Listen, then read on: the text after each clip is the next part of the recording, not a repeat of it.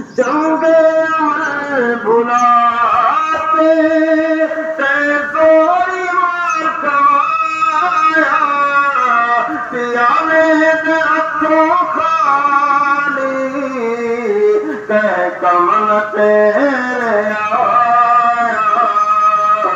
पियाने दे हथों खाली ते कमल तेरे आया अमला दी बात ही होए मगर माफी किबरिया तू अमला दी बात ही होए मगर माफी किबरिया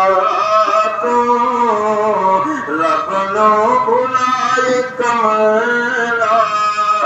दरिया में कदा तो गाफिल बंदे जिंदगी सारी खुदा